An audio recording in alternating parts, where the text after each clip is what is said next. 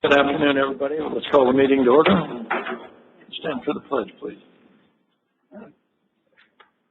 I pledge allegiance to the flag of the United States of America and to the republic for which it stands, one nation, under God, indivisible, with liberty and justice for all. Do we have any comments from the public today?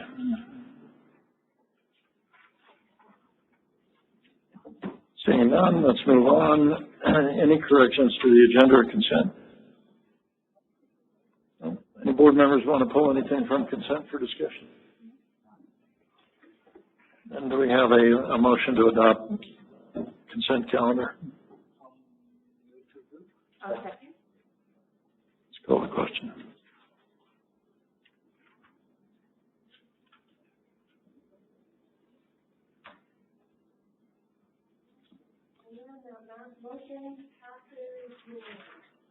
Very good. Let's go down to item 6 then. Municipal Information Systems Association of California presentation. Good afternoon, board. Chris Kelly as manager. However, today I get the unique opportunity to represent MISAC, or Municipal Information Association of California, as their state board vice president, in congratulating the district in receiving the coveted or prestigious 2024 Excellence in Information Technology Practices Award. There are three levels of an award that the agencies, as members, there are three levels of an award that an agency has to apply for as members of MISAC. The first is kind of the quality award, which is your base award, right? You self-certify that you're doing the basics of IT in the organization. Then the next two, achievement and excellence, come from the excellence award application process. So the achievement awards are presented to those agencies who strive to be excellent, but through the peer review process, there might be issues identified that they don't get selected. Then excellence are the agencies that are selected after completing the application process, passing through multiple levels of peer review, and demonstrating through both the answers and backup they provide, showing they are doing what they say they are doing. So the Excellence Award being presented today signifies the district meets or exceeds MISAC's high standards in the technology-focused areas of budget and strategic planning, purchasing, operations and staffing, customer satisfaction, internet use, project management, professional development and training, disaster preparation and recovery, policies and procedures, physical and cybersecurity, and GIS. So this year, MISAC is pleased to present this award to the district for the 11th consecutive year and 12th overall, and look forward to doing so for many years to come.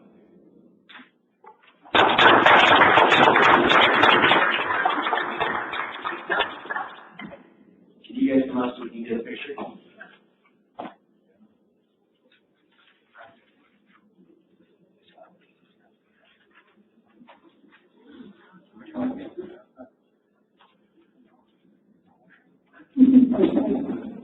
Let me just And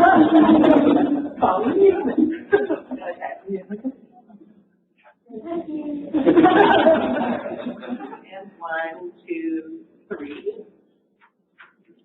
3, 2, 1. All right. Congratulations. Keep it up. Well done. All right, let's go with standing and ad hoc committees. Start down at the end. Nothing here. No meetings. No report. No reports. Okay, let's go to board member reports. Anything? I guess this goes with the same ad hoc committee report at the Strategic Water Master Planning meeting. There was a few members of the public, which I think was a very positive sign. Board members were asking, it was a very good presentation and I think good discussion with members of the community. And so, great progress on that. But beyond that, I'm excited for election text to stop on my phone. Yeah. I'm happy the election's over as well. Let's go to staff and attorney reports, 9A. Yes, we have an elections update. Congratulations to Kelly Sheehan. This will be Kelly's fourth term on the board. It's looking like our new board member will likely be Joel Henderson, who is filling the seat vacated shortly by David Peterson. According to El Dorado County, these election results are unofficial until confirmed. They will be updated every Friday until they are completely updated and then made official. So we expect an update this Friday, and even though there may be numbers, changing a little bit, we don't expect there to be any real changes in the spread. So our two board members will take their oath of office on December 5th at that board meeting, and then their official term will begin on Friday, December 6th for a 4-year term. So congratulations to all the candidates for running, but to Kelly and to Joel. I'm going to say something one thing real quick here. I texted Kelly and said congratulations. And her response back was, who is this? I believe I said thank you. That's true, and thank you. But then she followed it up with, I thought I was behind you in my car the other day because the license plate in front of me said Ebenezer. I already had to speed up real quick. Just looking to see if it was, but it was not. And it was Nevada plates, and it was a very nice car. I'm like, what's going on? All right. Let's go to 9B, lead pipe customer notification. Good afternoon, Ryan Lee, Customer Service Manager. A couple months back, I gave the board a little bit of an update on a new regulation from the EPA that had some requirements that were going to pertain to the district. So I'm here today to give you a brief overview of that program, again, just to remind you of what it's all about, and then give you a specific update about some customer notifications that the district will be sending out potentially tomorrow or early next week. So, as a reminder, the lead service line replacement is a national program coming down from EPA that has been distributed to each state to manage. So we are working with the Water Resources Control Board and Division of Drinking Water on the specific requirements for the state of California. But an overview of the program is that this was an administration goal to eliminate lead pipes across America, and this really came after the issues in Flint, Michigan. So it was about 10 years ago, and they've been kind of working on this rule set and revising it. They put out kind of a revised guideline in 2021, and then on October 8th of this year, they finally implemented the final rule improvements, is what they're calling it, the lead copper rule improvements. So essentially what this program is about is that every water district in the country is required to establish an inventory of all of their water service line materials. Now, this is it's a big list because the inventory has to include separate assets for the district-owned portion of the service line and the customer-owned portion. So essentially the district owns from the main line in the street to the meter, and then the customer owns from the meter to their home. For commercial properties, it works the same way. So the district has uploaded our initial inventory that was due by these guidelines on October 16th.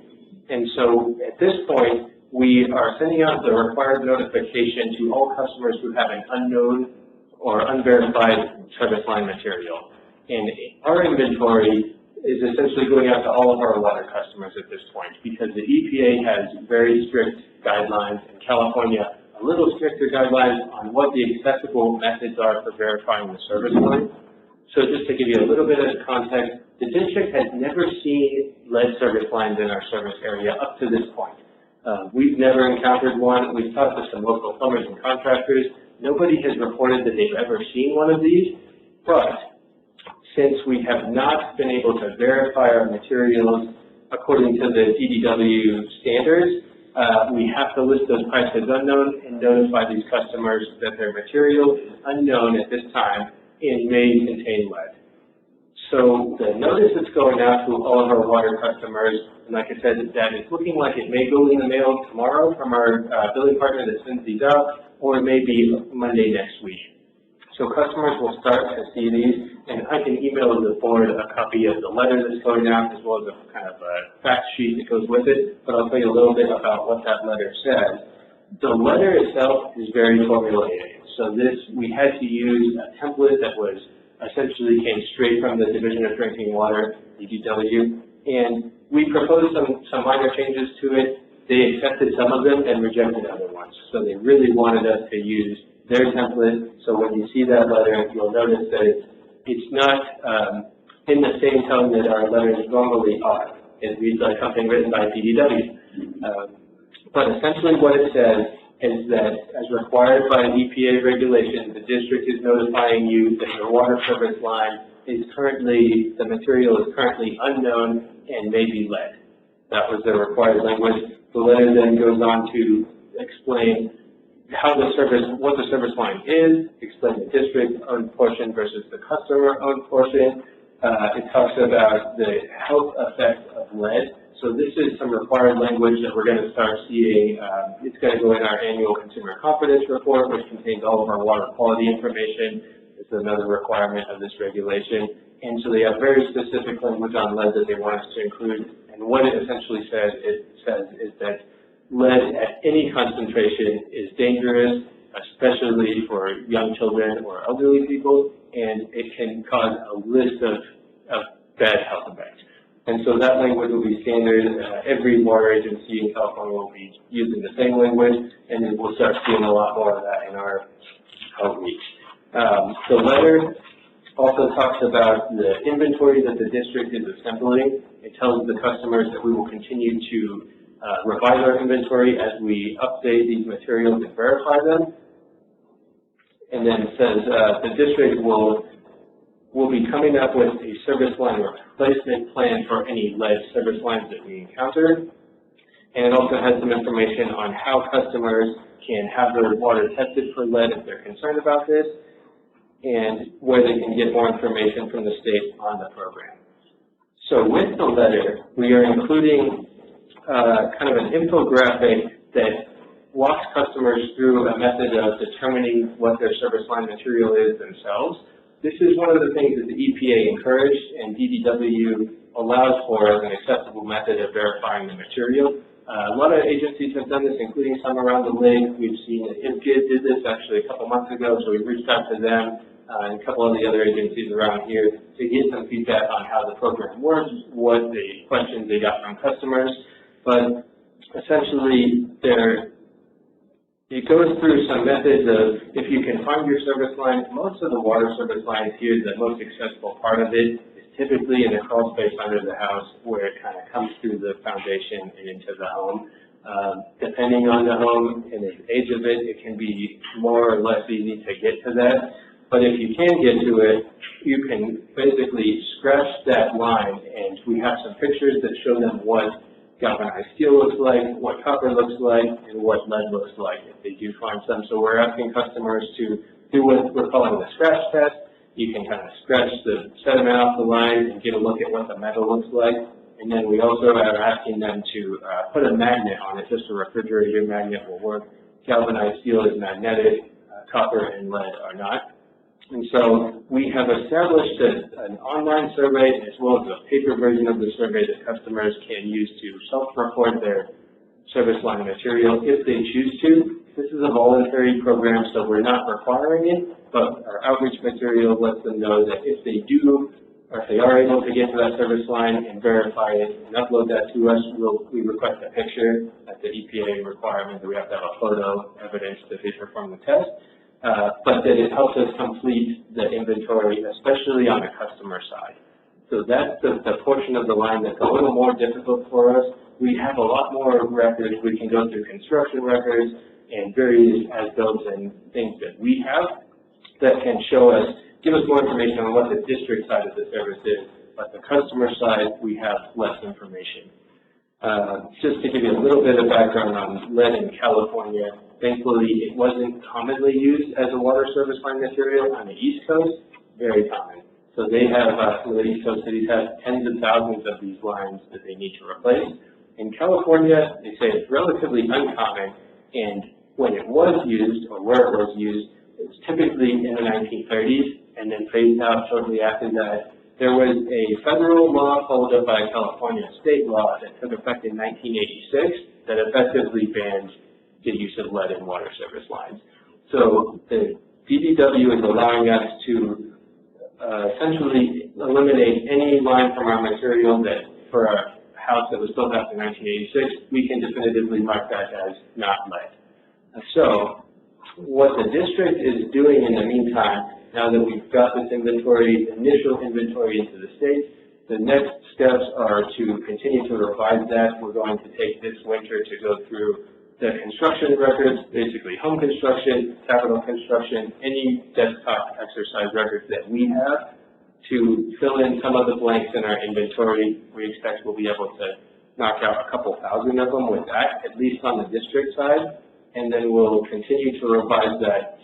The plan that we have moving forward, at this point we're looking at bringing a consultant on board or potentially getting an RFP out on the streets to see which consultants are available to help us develop our plan as well as develop our inventory.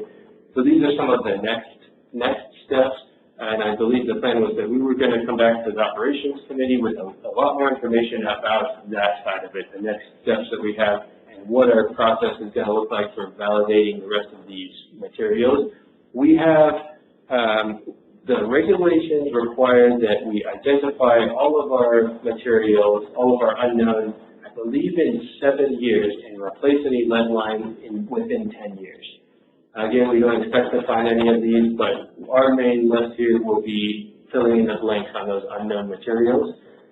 There are a couple ways of doing that are approved by DDW.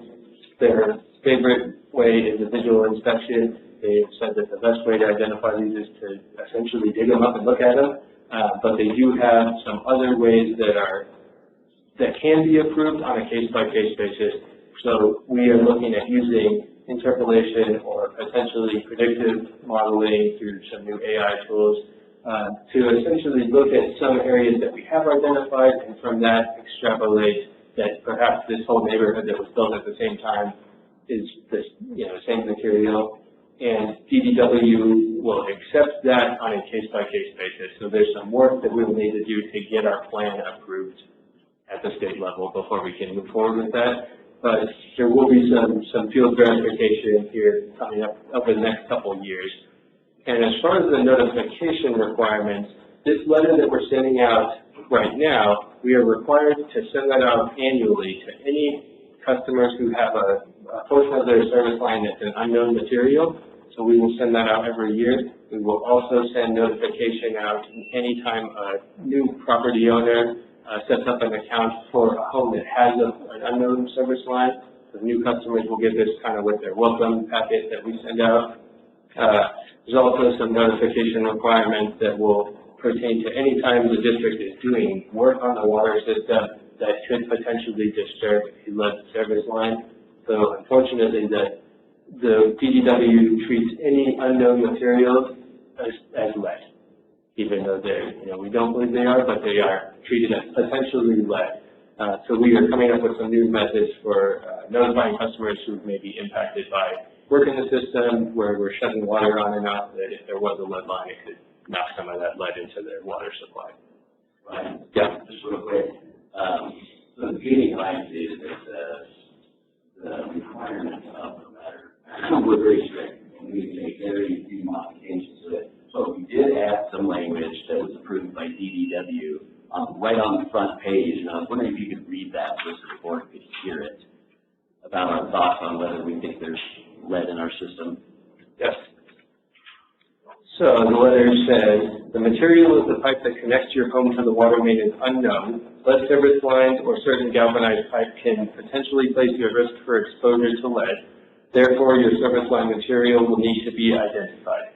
Fortunately, lead pipes were not commonly used in California, and we have not seen lead service lines in our system at this point in time. If a lead service line is identified, we will notify the homeowner and work with them to replace it. And then we also were able to include a paragraph that says that the district routinely monitors for lead and copper in our water system, essentially the production level, and we have never had lead level that has exceeded the action level at the state. And so that's something that we're making it clear in our FAQ. We're also developing that the lead is not in the district's water supply. This is really coming from, if it's in the home, it's either coming from a lead service line or most commonly from fixtures in the house. So brass fixtures, especially the older ones, can have lead in them that leaches into the water, typically overnight as it's undisturbed. So we will have more information for customers on how to get the water tested. We've worked with the lab to kind of set up a protocol for customers who are interested in that. Our lab here will facilitate that testing. We will be passing the costs along to the customers. They looked at getting that cost as low as we could to cover essentially our fees for the outside lab that we have to send these samples to. And so we'll be offering lead tests for $40 to customers who are concerned about that in their water. We'll also be walking them through we have some good information from the lab on different tiers of homes based on when they were built and when the fixtures were installed that kind of give us an idea, give customers an idea of what the likelihood of lead in the water is. So, with that, do you have any questions? Just speaking, you talked a lot about the lead side of things, and I guess from the copper side of things, I know that at least my house is retrofitted with copper piping. Is it more of the solder material that's used, and is that something that's been phased out over time, or I guess I'm just trying to get a handle on the copper side of it? Yeah, so lead solder has definitely been phased out over time. And the lead, they bunch it into the same rule set. So this is at the EPA level, the lead and copper rule set that they revised. I think it was originally from the early 90s, and there have been these 2 revisions. But they're not doing anything as far as the outreach or the action. None of it pertains to copper pipes. So they're really only focusing on lead pipes at this time. And, I think most of our pipes in this area, we have a lot of galvanized steel. But on the homeowner side, there's a lot of copper, for sure. But yeah, there's not any requirements coming from them as far as replacing copper pipe. I'm glad you're able to add some of that language because it's not just very better, there's no context. Is there any thought of social media or media releases just to front run it a little bit? Yeah, we've talked about doing as much outreach as we can because this is potentially, we're aware that, this is potentially a hot button issue. I think a lot of people will be seeing this. This is really the noticing requirement is within 30 days of that inventory we uploaded on October 16th, and that was the statutory deadline. So I think a lot of agencies are doing the same thing right now. So we're expecting that there would be local news coverage maybe in Reno and Sacramento too, so people will hear about this from different angles. We have had reports from some second homeowners up here saying that they've received similar notifications from their primary water supplier, whether it's in the Bay Area or SoCal. But yes, we are trying to get the word out and get as much context out as we can while making sure that we're not saying anything that the state doesn't want us to say. They're actually looking for, they're checking and requesting documents on some of these things. They're checking up on how we do our notification. They want proof of mailing and things like that. Yeah, so we'll be working closely with the state. But yes, we want to make sure that we get the word out there any way we can. So is there any opportunity to have like a frequently asked questions type portion of our website to deal with some of these questions? And to what extent do we get regulated on those kind of responses in there? Yep, good question. So we're going to have, and we've been working on the FAQ, we're just finalizing the draft of that this week, and we can continue to fine tune that as we get questions from customers, typically what we do, but we're going to have a new page on our website that will have all the information about this lead service line program, and we're going to have a link to that on the main center bar of the new website, so it will be kind of front and center where people will be able to find that. That's where we'll include all of the information on what our action plan is for identifying the unknown materials, what the requirements are on the regulatory side, as well as copies of these letters and the FAQ that we'll continue to update. The state, I don't think, has asked for copies of everything that we're putting out about it. It's mostly about the notifications that are required, and there are quite a few of those that pertain to different things. There are also some requirements for lead testing at schools in particular. So Dan is working on making sure that we incorporate those protocols into our existing workflows.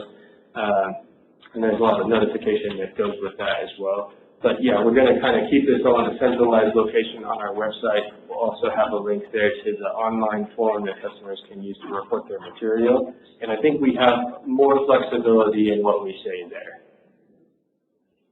So the main thing we're seeing from the state is that they don't want us saying or implying in any way that there's a safe measure of lead. So they really want you to just focus on saying that the lead is really harmful and you got to find it and get it out. But Ryan mentioned at the beginning that California is expected to have low number of lead lines. It was a couple of months ago, AWWA in the monthly magazine had an article on this topic, and they included a graph, a bar graph, and it had one bar for every state in the country. In California, was at the very lowest. I think the highest was Illinois, if I remember correctly.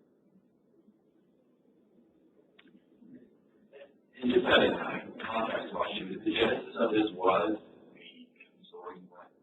Yeah. And so no one was thinking about this before that? Yeah, I guess it's a curiosity question, but that just seems shocking to me. it blows my mind that in the 20th century we're installing water service lines made of lead. And they're, 100% lead. It's wild. You can scratch them and bend them. But yeah, that's my understanding is at least there were no requirements that anybody get rid of these. They were popular for a number of years, especially on the East Coast, so there were tens of thousands of them installed. It kind of hit, I think it became popular right at the worst time as all these metropolitan areas were growing. And so it's been a real, I've read some case studies about some of these places that have tens of thousands to get rid of, and it's a huge list. Because the other thing that comes with this is that if there are requirements about if the district is replacing our side of the service, let's say it's a lead service, then we are required to offer to replace the customer side too. And so this gets into a real kind of thorny area for those places that have to deal with that of, how do you handle that if the customer side is not a district asset? So those hopefully will not come into play for us. Like I said, we never found one, but if we do, we'll let you know, and if we did find one, it would be helpful in giving us an idea of where they might be. And we don't expect to. But. And I just always appreciate your kind of diligence with these matters and how it's presented. It's great. Thank you, Ryan. Let's go to the general manager. I have one update. I want to report that Julie, Shelley, and myself met with Mike Fulmer, who's the executive director of the Tahoe Resource Conservation District, to get an update on the proposed meadow restoration project. This is the meadow that we're talking about behind the grocery outlet. And the project is of interest to us because we have a quite lengthy gravity sewer main that flows through the meadow. And some of the initial discussion that took place between our staff and TRCD staff initially led us to believe that the project was going to make our infrastructure inaccessible for large portions of the year due to the change in the workflow. But during our meeting, we learned that the proposed project, which they're now calling the modified preferred alternative, is actually have very little impact on our ability to access our line out there. Under certain high flow conditions, our access is actually limited today, as we speak. But an analysis that the TRC that has done by Hunt Wolf and NAC, we work with several times, they estimate that the Conservancy's project may add an additional 5 days of access impact when flow rates are 550 CFS or greater, so very low. And then something else we talked about towards the end was collaborating on phase 2 of this project in the future, because we believe if we market removing our line or relocating our line as more of an environmental project, we may have better access to grant funds in the future. So myself and Adrian will keep the operations committee up to date on this project as it continues to move forward. Thank you, Bob. Questions, board members? All right, moving on. Past and future meetings are noticed in the agenda. I will disclose the 11/21 board meeting will be my last meeting. The first board meeting in December, I'm going to be absent. I volunteer at a World Cup downhill in Beaver Creek every year, so I'll be gone for that. So, 11/21 will be my last time here. So, with that, if there's no other business, we'll go into closed session.